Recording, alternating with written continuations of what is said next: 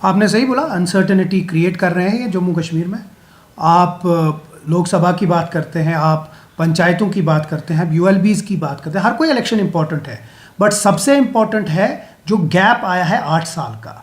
जो आखिरी assembly election हुआ वो 8 साल पहले था। अब 8 साल भी इनको ये नहीं लगता कि इतना बड़ा गैप है। वो जो वैक्यूम, सबसे बड़ी बात है चीफ इलेक्शन कमीशन ये बोलना कि जम्मू कश्मीर में एक खला है, एक वैक्यूम है और उसको भरना चाहिए। अब एक तरफ से चीफ इलेक्शन कमीशन एक बात बोलते हैं और दूसरी तरफ से सीईओ जो यहाँ के हैं वो दूसरी बात करते हैं।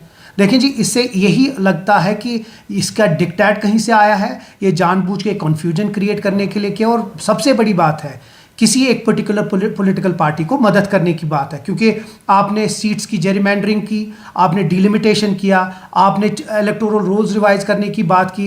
इस हर कोई टैक्टिक आपने यूज़ किया इलेक्शन डिले करने के लिए। आपने मौसम की बात की, आपने सिक्योरिटी की बात कही, वो हर कोई चीज़ हल हो गया। अब मुझे बताइए, अब क्यों नहीं सीईसी इतनी भी बात नहीं करते हैं कि जनाब इलेक्शन का वक्त है और इलेक्शन होना चाहिए। मुझे लगता है ये एक क्योंकि एक पर्टिकुलर पॉलिटिकल पार्टी जो है वो समझ चुकी है, चाहे वो कश्मीर हो, खिताए चिनाब हो, राजौरी पुंछ हो या जम्मू हो, उसमें उनका जो साख्त है वो कमज़ोर हो रही है। इसीलिए वो असेंबली इलेक्शन से भाग रहे हैं। और मुझे लगता है ये इलेक्शन कमीशन जो ऑफिस है उसकी क्रेडिबिलिटी पे सवालिया निशान उठता है। सर, ये जो रूलिंग पार्टी अभी देश में है वो कह रहे हैं कि जम्मू कश्मीर में इलेक्शंस होनी चाहिए, लेकिन दूसरी तरफ से जो है सीईओ की तरफ से ये जो स्टेटमेंट्स आ रही हैं कि असेंबली इलेक्शंस हो भी सकते हैं, नहीं भी हो सकते। तो आप ये भी कहते हैं कि क्रेडिबिलिटी डाउन हो जाती है, तो आपको लग रहा है कि इशारे पे सब कुछ हो रहा है?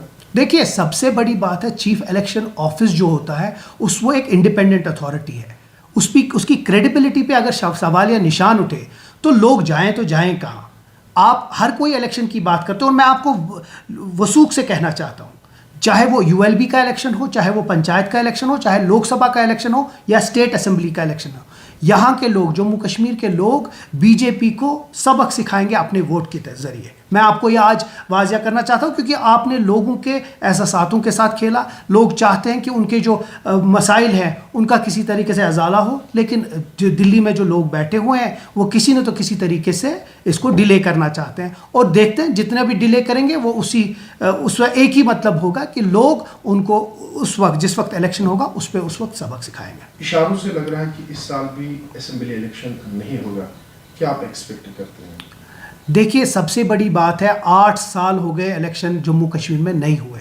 मुझे खुदा के लिए ये समझाइए, ये कौन सा क्राइटेरिया है जो ये हमें समझा नहीं पा रहे हैं। क्योंकि आपने कहा था कि सिक्योरिटी सिचुएशन और जो वेदर है उसके ऊपर डिसीजन होगा। आप आज देखिए वेदर कितना अच्छा है, आप ये देखिए सिक्योरिटी सिचुएशन में ना सिर्फ होम मिनिस्टर जबकि प्राइम मिनिस्टर साहब खुद बोल रहे हैं कि जम्मू कश्मीर के हालात ठीक हो गए, टूरिज्म आ रहा है, आप G20 यहाँ करा रहे हैं। अगर ये सब कुछ हो रहा है तो फिर लोगों को वो हुकूक क्यों नहीं दे रहे हैं कि वो अपनी चुनिंदा सरकार चुने? ये बहुत बड़ी बात है। और उस पर मुझे लगता है जो इलेक्शन कमीशन ऑफिस है उनको एक पॉलिटिकल पार्टी के डिक्टेट पे नहीं चलना चाहिए। एक इंडिपेंडेंट अथॉरिटी की तरह लोगों के एहसासात समझ के यहाँ जम्मू कश्मीर में हर वो इलेक्शन करे जिससे लोगों को अपनी खुद मुख्तारी मिले।